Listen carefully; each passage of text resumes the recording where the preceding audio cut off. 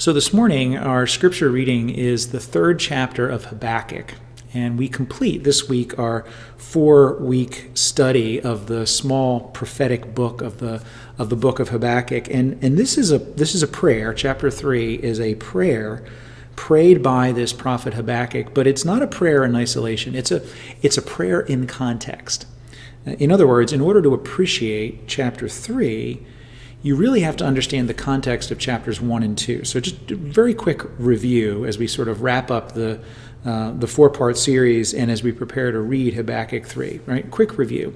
You have this guy, Habakkuk, who goes to God, probably around 600 BC or so, and he lays out his heart before God, and he says, God, how long are you going to tolerate injustice in Judah? That's where he lived, the nation state of Judah. And he's just torn up by the evil around him and the disregard among God's supposed people for God's law. And he sees it everywhere. That's Habakkuk chapter 1, verses 1 to 4. Now, God responds to Habakkuk and he says, look, don't worry. Don't worry, I've got a plan. I figured it all out. I'm going to deal with the evil that's in Judah. I'm going to bring the Babylonian Empire, and I'm going to have them destroy Judah as judgment. How's that? In order to get the people's attention. That's Habakkuk 1, 5 to 11. And Habakkuk hears this proposal of God and says, hey, God, I don't like that idea. I don't like it at all. That's not what I meant. Because the injustice of Babylon is actually worse than the injustice of Judah. And so how could you allow them to have victory when they're even worse than we are? Right? That's Habakkuk 1:12 through Habakkuk 2:1, right? And then, what we looked at last week, God responds one more time. And he says, look, Habakkuk, he said, you're going to have to sit back and you're going to have to watch and you're going to have to trust me. I'm going to deal with Babylon. I am. I'm going to deal with the injustice. I'm going to deal with their sin. I'm going to do it perfectly, and you're going to have to trust me in faith. That's essentially Habakkuk 2, verse 2 to 20. And so now what we come to in Habakkuk 3 is Habakkuk, having had some time to do some thinking, he now shows in this prayer that he has considered what God has said. And it's a pretty mature prayer. Now, prayers of lament, prayers of anguish, like in chapter 1, they're not bad prayers. They're not necessarily worse prayers than prayers of praise and faith like we see in chapter 3. But chapter 3 is more mature. Habakkuk has grown. He's grown through his interaction with God, and then this is what comes out. This is what he says. So this is our scripture reading, Habakkuk chapter 3. Listen while I read. A prayer of Habakkuk the prophet, according to Shigionoth. O Lord, I have heard the report of you, and your work, O Lord, do I fear. In the midst of the years, revive it. In the midst of the years, make it known. In wrath, remember mercy. God came from Teman, and the Holy One from Mount Paran. His splendor covered the heavens, and the earth was full of his praise. His brightness was like the light. Rays flashed from his hand, and there he veiled his power. Before him went pestilence, and plague followed at his heels. He stood and measured the earth. He looked and shook the nations.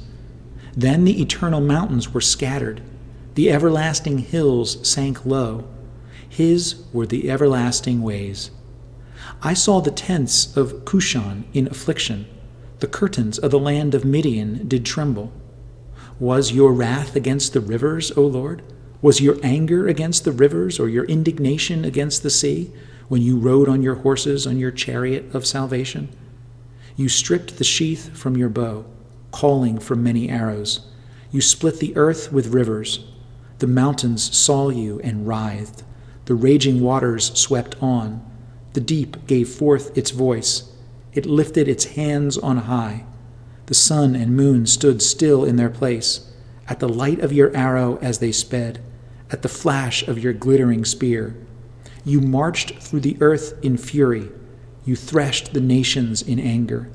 You went out for the salvation of your people, for the salvation of your anointed. You crushed the head of the house of the wicked, laying him bare from thigh to neck. You pierced with his own arrows the heads of his warriors. who came like a whirlwind to scatter me, rejoicing as if to devour the poor in secret. You trampled the sea with your horses, the surging of mighty waters. I hear, and my body trembles. My lips quiver at the sound. Rottenness enters into my bones. My legs tremble beneath me. Yet I will quietly wait for the day of trouble to come upon people who invade us. Though the fig tree should not blossom, nor fruit be on the vines, the produce of the olive fail, and the fields yield no food, the flock be cut off from the fold, and there be no herd in the stalls, yet I will rejoice in the Lord. I will take joy in the God of my salvation. God, the Lord, is my strength. He makes my feet like the deer's. He makes me tread on my high places. To the choir master with stringed instruments. This is the word of the Lord. Thanks be to God. Now, this is the last, like I said, of 4 weeks that we're spending looking at this very short book of Habakkuk. And I want to end by making it very practical and somewhat personal. And so, may I ask, how are you reacting to fear these days? Fear. Have you felt it? Right? The anxiety of the moment that comes from the intense uncertainty all around us. Right? You don't know what's going to happen next. It's sort of like that feeling that some of us have had, where you go to a cancer screening maybe, and you don't know what the doctor's going to say. Or maybe the fear comes from having some certainty about what's coming next, but you're sort of afraid of what it's going to feel like when it happens. In other words, you know it's coming, like you have the cancer diagnosis, but now you're on your way to your first treatment. You know what's going to happen, but you're afraid of what it's going to feel like when it does. Now, there's a lot of life that feels like that. Now, maybe it feels like that because maybe you, a family member, a neighbor, maybe you've been diagnosed with COVID-19. Right? Maybe you're out of work. Your business has been shut down. You don't know what the future looks like. And so to you, maybe the virus isn't even as scary as the shutdown that the virus has caused. Or maybe at the moment you're actually doing okay. I mean, after all, you're home. Maybe you can work from home. Your income hasn't been interrupted. You have food. You have your TV. Everything. So long as the world is kind of shut down, you're relatively content with the world around you. You've got relatively little contact with the world, relatively little then exposure to the virus and the potential for getting sick. But the fear for you comes as you think about the world opening back up. That actually scares you, right? Because then you might go back to work, right? Because then more people will be out and about. Then you worry about exposure to the coronavirus. Then, not now, but in the future. My daughter asked me the other day, she said, why don't you and Mommy get scared? It was an interesting kind of question. And by that, I discovered what she meant was, why don't you jump through the ceiling when I hide behind the wall and yell boo at you? That's what she meant. But I had to tell her that, of course, there are lots of things that make Mommy and I afraid sometimes. Right? Fear is real for all of us. Now, that doesn't mean that fear needs to control us. It doesn't mean that fear needs to paralyze. It doesn't mean that fear needs to win. But the presence of fear is very understandable in a world of uncertainty and in a world of suffering. Even Habakkuk, having reached this state of resolute faith and trust in God here in chapter 3, even Habakkuk still feels it, right? You see it in verse 16, right? His body trembles, it says. His lips quiver. Right? He feels the impending disaster that is coming for Judah. He feels it in his bones. Now, no doubt, right? This continued presence of physical fear, even in the midst of spiritual faith, there's no doubt that it may be, at least in part, for all of us, this fact that we continue to be afraid at certain times, it's no doubt in part at least a result of our own weakness, right?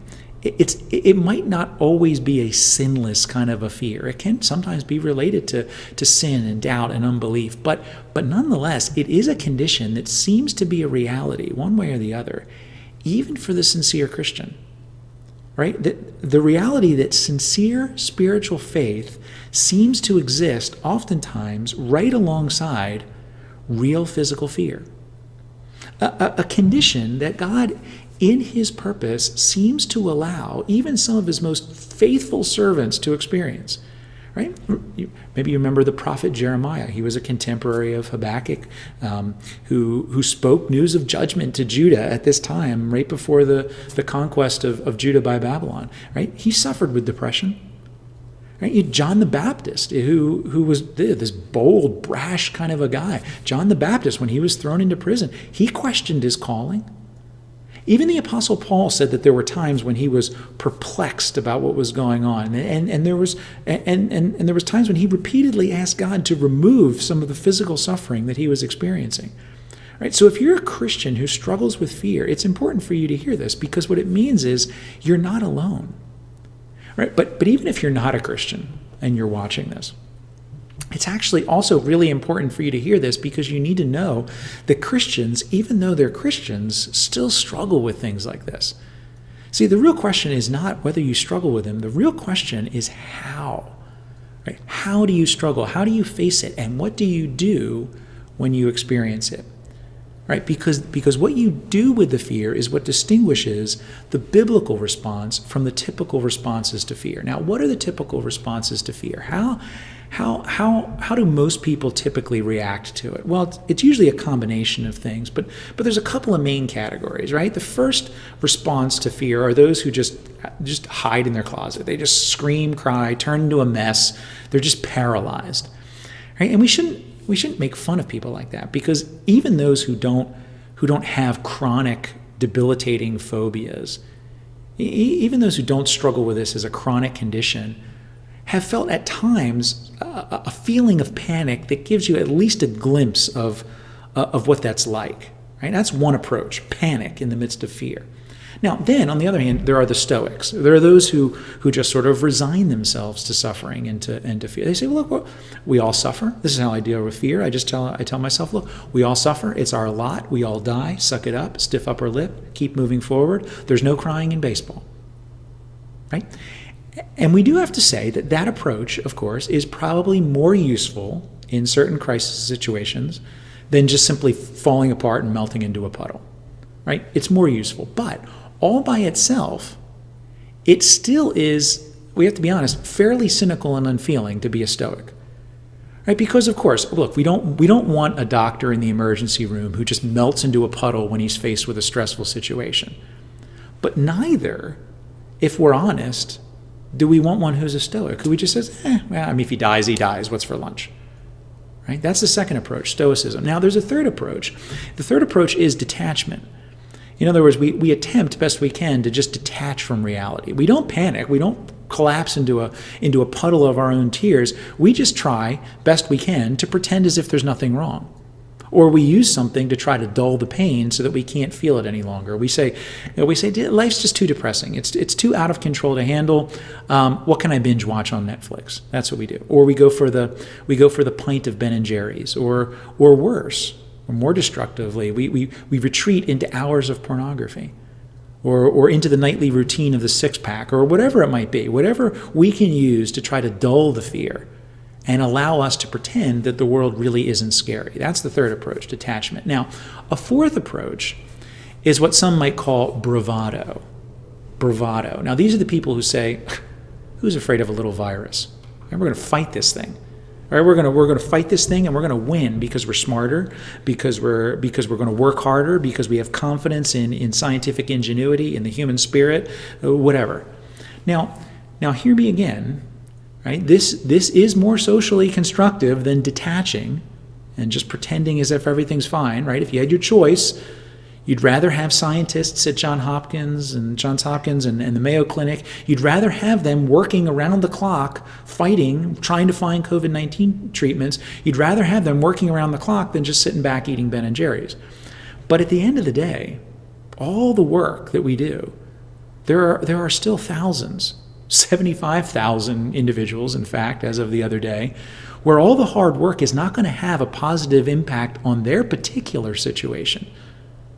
Right? So while all these responses to fear, they're all at some level understandable, and they have varying degrees of social usefulness, don't get me wrong, but in reality, while we move back and forth between one or the other, all of them at the end of the day are really unsatisfying.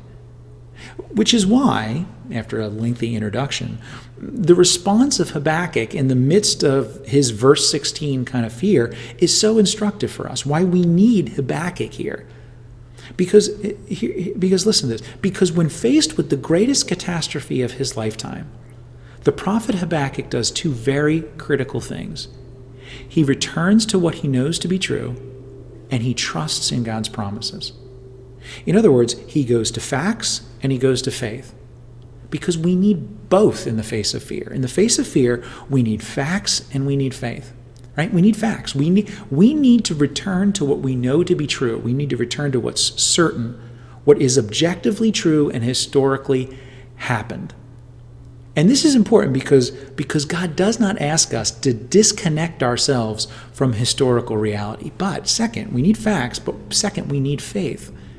In other words, we need to view the current reality, which may still contain uncertainty and suffering that gives rise to fear. We need to view it through a different lens. We need to view it through the lens of God's promises. And that's what Habakkuk does here in chapter 3. That's so brilliant. That's such a perfect ending to this short little book. And it's what gives us, gives me, it's what gives us a battle plan to fight the fears that arise within us when we face uncertainty and suffering. So what do we do when we face fear? We fight with facts and faith, just like Habakkuk. And in verses 2 to 15, we see him being reminded by fact, right? He's reminded by fact. And then in verses 17 to 19, we see him rejoicing by faith, facts and faith. Now, first, verses 2 to 15, we see Habakkuk being reminded by fact. Look at verse 2. Look at verse 2 again. It says, O Lord, I have heard the report of you, and your work, O Lord, do I fear.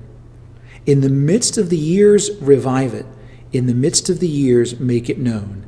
In wrath, remember mercy. Now, what's Habakkuk saying? He's saying, I've heard all about you, Lord. Right? And I know I've said this before, but the word that he uses for Lord here, it's significant because it's the covenant name for God. It's Jehovah. It's the name that God gave Moses at the burning bush when Moses was afraid to go to Pharaoh. And God said, you're not going to go alone. Right? When you go to Pharaoh, he told Moses, when you go to Pharaoh, you tell him that I am sent you. You tell him Yahweh, Jehovah sent you. And Habakkuk is saying, I've heard about you, Lord. And I stand in awe of what you've done. I fear your work. That's what it means. I stand in awe of what you've done. And he wants God to keep that knowledge and that awe of his powerful work. He wants him to keep that alive. In the second part of verse 2, right? He says, in the midst of the years, revive it. Make it known. Keep it alive, Lord. Don't let us forget it. Preserve it even as you purify us and even as you correct us. Don't let us forget your historical character and your work. And then verses 3 to 15 really is then a more detailed review of God's powerful working, right? What Habakkuk does is he rehearses the facts. Now it's a bit poetic, and I won't go through it by detail verse by verse, but as you study, it becomes clear enough what he's talking about here. It kind of reads like the Song of Moses in Exodus chapter 15. Right? It's a salvation story that Habakkuk is telling here. Right? This is the recounting of how God saved his people from slavery in Egypt. Now, for example, let's just quickly skim through it. Right? Verse 3, it says, God came from Teman, from Mount Aran. Now, both of these are mountain ranges in the south, and they suggest the path of the Israelites following the Exodus, right? Then verse 4, it says God's brightness, his splendor, displayed in the pillar of fire and cloud that led the people. That's what it's talking about.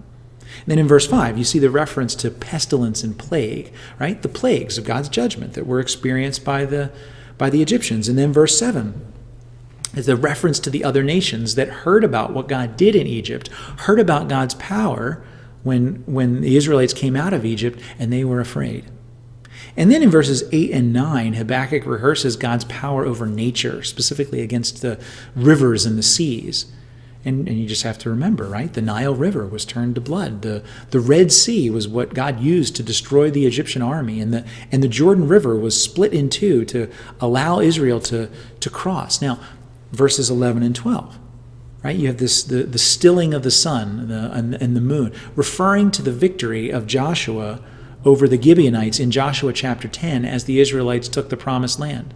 Right? God marched like a warrior on behalf of his people, not just to free them from slavery, but to also bring them into the promised land and give them rest and peace. And then finally, verses 13 to 15, right, we see again God fighting for the salvation of his people, now by destroying his enemies and destroying them completely, right? The Egyptians, the Canaanites, right? Whoever specifically it might be referring to.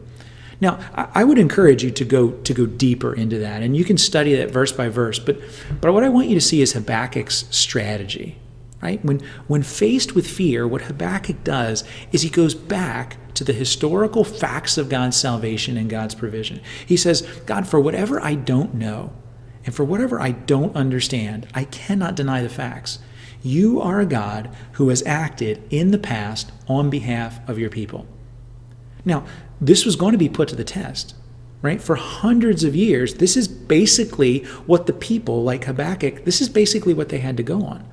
Now, it's not as if God stopped acting. He didn't take a vacation. But in terms of high-profile, paradigm-shifting acts of salvation that revealed his character and displayed his power to rescue, right? When it comes to that kind of category of acting, right, there was no other period in history that captured that more clearly and in a more concentrated way than the rescue of God's people from Egypt and their deliverance into the Promised Land. And that's what they had to go on. Now, then, after hundreds of years of people having to look back to that, then along comes a guy named Jesus. And he affirmed all the same facts as Habakkuk, but he started to add to them even greater promises than Habakkuk knew. And he would say things to his followers. He would say things like, in this world you will have tribulation, but take heart because I have overcome the world. Right? And he wasn't just talking when he said things like that, right? Because Jesus, he backs up all his talk, all his promises. He backs it up with some new facts. In Mark chapter 9, we read that Jesus is talking to his disciples, and he says, the Son of Man is going to be delivered into the hands of men, and they will kill him. And when he is killed, after 3 days, he will rise. Right? He says the Son of Man is going to be delivered into the hands of men, and they're going to kill him, and after 3 days he's going to rise. And that's exactly what ends up happening. Right? Jesus backs up his promises with some facts of his own. He dies at the hands of the Jewish religious leaders, at the hands of the Roman civil authorities, and then, after 3 days, he rises again. Habakkuk starts his prayer. Go back to verse 2. Remember, he starts his prayer at the end of verse 2 by making this request. He asks God to remember mercy in the midst of justice. In wrath, remember mercy. And normally, you don't think of those two things going together, right? God is just and God is merciful is both true, but it's hard for us to picture both of them being true at the same time. Well, see here, in Jesus' facts, in the facts that Jesus gives us, in the death and the resurrection of Jesus, you have the greatest demonstration of the seriousness of God about justice. Right? We see the greatest demonstration of the wrath that he rightly displays against sin. And you have, at the very same time, the greatest display of mercy as that wrath is poured out. Poured out not because it's not poured out on the deserving, but it's poured out on Jesus. Right? You have the ultimate act of God remembering mercy and wrath on the cross. And it, for us then, that cross becomes then the ultimate fact of history. And the resurrection that follows, the ultimate fact of history. A fact that we need to hear over and over again and again. In the midst of the years, revive it, as Habakkuk would say. In the midst of the years, make it known, as Habakkuk would say. And this becomes then the tool by which we fight fear now. Right? We go back to the fact that God has acted on our behalf with finality to free us and to deliver us to safety. And this is what separates Christianity from the other responses to fear. It's not that Christians don't feel fear. It's that Christians have a God of historical action. James Montgomery Boyce, the great pastor of 10th Presbyterian Church in Philadelphia, he said that biblical religion, listen to this, he said that biblical religion is not a religion of ideas, essentially, though it contains many great ideas. He says it is essentially a religion of acts, God's mighty acts. Did you hear that? Biblical religion is not essentially a religion of ideas. It's a religion of acts. One of the guys in our congregation told me the story of the time when one of his daughters was driving back from this area to college in western Pennsylvania after break one year. And he took his daughter to meet some others from the school, and they were gonna meet, and they were gonna carpool. They met at a church a couple hours closer to the college than here. One of his daughter's friends her dad was a pastor, and the girls were going to drive together the rest of the way. Well, the college students were driving across central Pennsylvania, and the weather conditions were just horrible. It was a blizzard, terrible storm, and cars were just sliding off the road left and right, and the girls ended up in a ditch. Now everyone was okay, but they were stranded. Their car was in a ditch, and so when his daughter called him, the first thing that Dad did was call the father of his daughter's friend, the one who was the pastor, the one who lived 2 hours closer to the car in the ditch. And the pastor said, well, the local police, the authorities, they're going to be able to respond faster than me. So he said, I'm just going to pray. I'm going to pray for the girls in the ditch. To which the dad said, well, that's fine. I'll pray too. But while I'm praying, I think I'm going to get in my truck and I'm going to drive through the snow and I'm going to get my daughter in the ditch. Now, that's not a knock on the pastor dad, right? He might not have had a truck. He might not have been able to make the drive without himself ending up in a ditch. The point is not to make a comparison about which dad was the better dad. The point is that when God looks upon our fear and when God looks upon our suffering, he doesn't just sympathize. He doesn't just watch from afar and wait for news about what's going to happen next. No, when God hears about our situation, when he sees our suffering, he comes to us. He experiences the storm for himself and he rescues his kids. He acts. He comes to us in the ditch. Now, if you're searching for what to do with your fears, this, I have to say, this is the first thing that you need to settle. You need to settle this question: is Jesus fact or fiction? Did God really send his one and only son to be born into a small Jewish town 2,000 years ago, to live a perfect life, to die on a Roman cross, as he predicted, rise again from the dead? Did he do that? Did God really come to pull us out of the ditch? You have to settle that fact, right? There's a reason why Paul makes the historical resurrection of Jesus the linchpin of his argument for Christianity. Right? There's a reason why in 1 Corinthians 15, Paul basically says, look, if Jesus hasn't been raised from the dead, we're all liars, right? Jesus was a liar. I'm a liar for claiming that he's the way to God, right? If he didn't really rise from the dead, there's no life after this. So let's just eat, drink, and be merry, for tomorrow we all die. That's what he says in 1 Corinthians 15.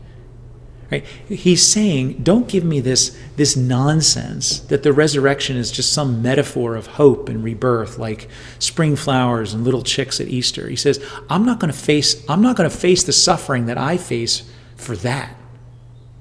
In the middle of the Cold War, there was a young man named Joseph Ton in communist Romania who became a Christian in a country where being a Christian was a very dangerous thing to be. But Ton grew in his faith while he was in college, and he wanted to become a pastor. And one of his friends, who was trying to encourage him, gave him a book. He found a book on Christian theology. Now, it happened to be a book, though, that was written by a very liberal Christian theologian who himself actually didn't believe any of the things that were really true about Christianity. He didn't believe in the necessity of Jesus dying on the cross. He didn't believe in a literal resurrection. He claimed that the Bible's teaching on these points, that it was all metaphorical, that these acts of Jesus were metaphors. And so what Joseph Ton did, was he goes to his professor. He's shaken by this, and he asks his professor about the book. And his professor says, well, he says, the man's a very well-known theologian. He's very, very smart. And so what he says must be so. And it caused Ton to walk away from the ministry for years because he reasoned, if the acts of God were metaphors, if they weren't facts, then it wasn't worth it in a dangerous place like Romania for him to be a Christian. He says, I went to my room and I said, it's risky to preach the gospel here. He says, I was ready to risk my life for the truth, but for metaphors, I'll risk nothing. And for years, he just walked away. Now, ultimately, Ton realized that he was wrong to walk away from God and from his calling as a pastor, but his reasoning at the time was still solid. For metaphors, I will risk nothing, he said. I mean, metaphors, ideas, they can be helpful when times are good, right? They can help us help us along when life is quiet, when our problems seem manageable, when we don't need to wear masks to protect one another from disease, when the summer tourists are bringing their money to the Jersey Shore, when fear is relatively low. Metaphors can be useful then. They can be helpful little Facebook posts, but they won't ultimately help us when fear spills into everyday life. At that point, Christianity is fact or it is nothing. And it is fact. We have a God who acts. That's point number one. What does Habakkuk do to fight fear? Right? We see him reminded by fact. Now, the fact of God's character and the fact of God's work. Now, point number two, we see him rejoicing by faith. And this is in verses 17 to 19. And it bears rereading slowly as we close. This is what Habakkuk writes in the last three verses. He says, though the fig tree should not blossom, nor fruit be on the vines, the produce of the olive fail, and the fields yield no food, the flock be cut off from the fold, and there be no herd in the stalls, yet I will rejoice in the Lord. I will take joy in the God of my salvation. God, the Lord, is my strength. He makes my feet like the deer's. He makes me tread on my high places. Now, these are some of the most beautiful lines of poetry in the Bible because they don't gloss over the pain. They don't back down from the pain. They don't underestimate the fear, but they do trust in the one who defeats the fear. Now, let's go verse by verse and sort of see how it works. Now, verse 17 is a statement of realism, right? No blossom, no fruit, no harvest, no flocks, no herd. It's a pretty bleak picture of economic collapse, right? You thought the unemployment numbers were bad on Friday, right? This is about as bleak as you can get, and it doesn't matter where it comes from, right? We feel the bleakness. It doesn't matter where it comes from, right? It could be a virus that forces global economic production to a standstill, or it could be locusts devastating crops in East Africa, or it could be murder hornets threatening to disrupt the pollination of fruit trees on the West Coast. In any case, whether Habakkuk's time or our time, right? This was Habakkuk envisioning rightly the devastation that's going to come when Babylonians invade. And we can have the same kinds of realistic views of our own current situation. It's bad. It may get worse. So Habakkuk isn't glossing over anything, right? You can't accuse him of just being a don't worry, be happy kind of a guy Yet if verse 17 is a statement of realism, then verse 18 is a statement of defiance. Right? He says, whatever may happen, yet I will rejoice in the Lord. I will take joy in the God of my salvation. You see what he does? Right? He resolves himself to rejoice. Now, rejoice in the poverty? No. Right? Rejoice in the suffering? No. Rejoice in the economic collapse that's coming? Definitely not. No, none of those things. He's not going to rejoice in those things. He's going to rejoice in the Lord, in the God of my salvation, on the basis of the facts he chooses to trust. Right? In other words, he's going to defy the uncertainty and the fear. He's going to defy it with faith. Not an ungrounded faith. He's not wishing. He's going to defy it with a faith in a God whose promises about the future can be trusted because this is a God who he has already demonstrated to have acted in the past. Right? That's verse 17 and verse 18. Now, the realism of verse 17 that leads to the defiance of verse 18 concludes with the confidence of verse 19. He says, God, the Lord, is my strength. He makes my feet like the deer's. He makes me tread on my high places. Now, the translators use the word deer here, and that might be a little misleading because it literally says, the Lord sets my feet like hinds' feet. It doesn't actually refer to a deer, at least not as we envision Bambi, right? Because we drive around here, this area around here, and in the evening, and we see deer in the fields, we see them frolicking in the meadow, and it all seems very flat, right? In a deer in a field.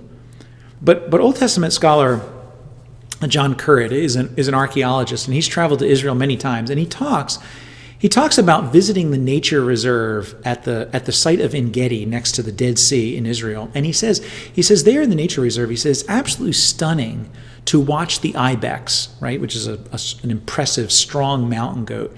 He said it's absolutely stunning to watch the ibex climbing these steep rock cliffs that border the nature reserve, to watch them keep their footing on these little tiny outgrowths and watch them scale the walls. Currid says that's the image that Habakkuk wants us to have in mind here. Right? This is the confidence that Habakkuk has, the confidence that can be ours through the same kind of faith. The confidence that even in the high and the dangerous places, God will keep our feet secure as we climb. Now, I don't know if you've ever heard of William Cowper. William Cowper was an incredibly talented, but he was a deeply troubled poet and hymn writer in the 1700s in England. He was heavily influenced by the strong theology of George Whitefield, and he was even more heavily influenced by the excellent pastoral care of John Newton, and both of those names you might have heard of. But despite knowing men like that, and despite having the theological training and underpinning that he had, and despite having all kinds of material privilege and benefit from his father and from others who tried to care for him, he William Cowper, struggled with tremendous bouts of fear and paralyzing depression, right? Even after he became a Christian. Even after he had all the categories to understand his struggle, he was never really delivered from it while he lived. And yet, Cowper's words live on, and they speak of the fight that he had, even in the midst of his pain, even in his own inability and his own strength to be able to defeat the thing that caused him so much pain. Right? We see his fight. The fight that had been won for him, and the fight that is won for us by Jesus, the fight with fear that we wage on the basis of facts and on the basis of faith. And this is what empowered Cowper to write such beautiful poetry. In one of his poems, this is what he writes. Sometimes a light surprises the Christian while he sings. It is the Lord who rises with healing in his wings. When comforts are declining, he grants the soul again a season of clear shining to cheer it after rain. In holy contemplation, we sweetly then pursue the theme of God's salvation and find it ever new. Set free from present sorrow, we cheerfully can say, let the unknown tomorrow bring with it what it may. It can bring with it nothing, but he will bear us through. Who gives the lilies clothing will clothe his people too. Beneath the spreading heavens, no creature but is fed, and he who feeds the ravens will give his children bread. Though vine nor fig tree neither, their wonted fruit should bear. Though all the field should wither, nor flocks nor herds be there. Yet God the same abideth, his praise shall tune my voice. For while in him confiding, I cannot but rejoice. Let's pray. Our Father, in the midst of pain, in the midst of struggle and in the midst of fear, drive us to the facts of who you are and what you have done, and give us the fight of faith to be able to live in power. Oh, Lord, hold our feet closely to the rock and do not allow them to slip. Lord, help us to fight valiantly, to serve others, and to love well. I pray, Lord, that everyone listening today would understand the greatness of who you are and what you have done, and put their faith in you for the first time or again today. May they find the comfort that comes only from a relationship with you through Jesus Christ, in whose name we pray. Amen.